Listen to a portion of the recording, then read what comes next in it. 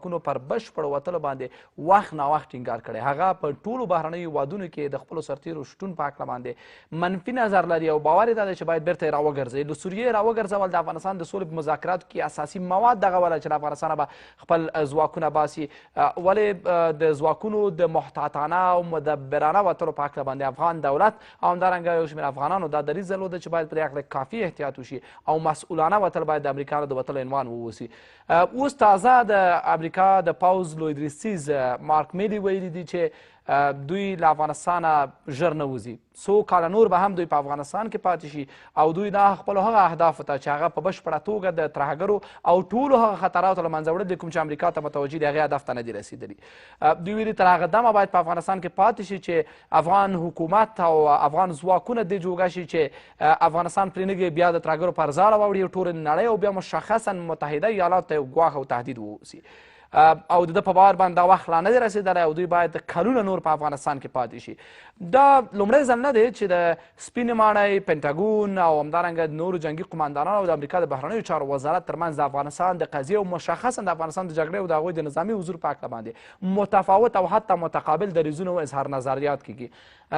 پخوا هم دغسې شوي دي او خلک فکر کوي چې د افغانستان د سولې د خبرو او همدارنګه د امریکایي ځواکونو د شتون او نه شتون خبره چې جنجالي کیږي اصلي منشا او مبدا یې خپله په امریکا کې د باورونو د لیدلوریو تفاوت دی.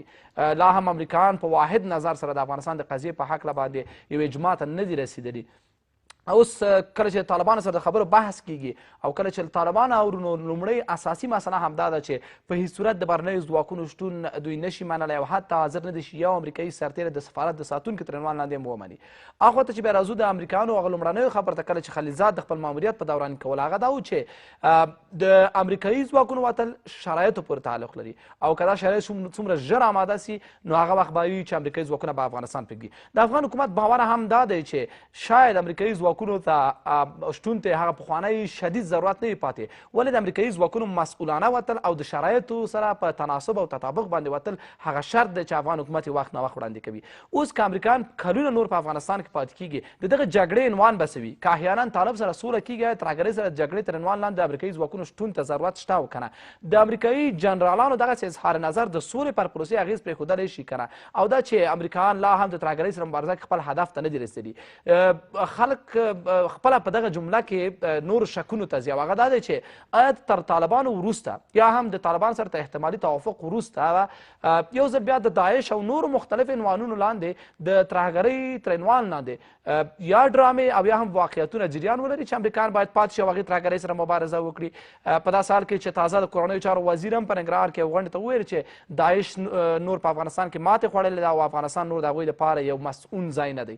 مهم مسله دا ده چې د امریکایانو نیت او اراده څه ده؟ سرتیري باسي که یې پرېږدي. سرتیرو وتل شرایطو په تناسب دي یا جدا باید کلونه پاتې شي.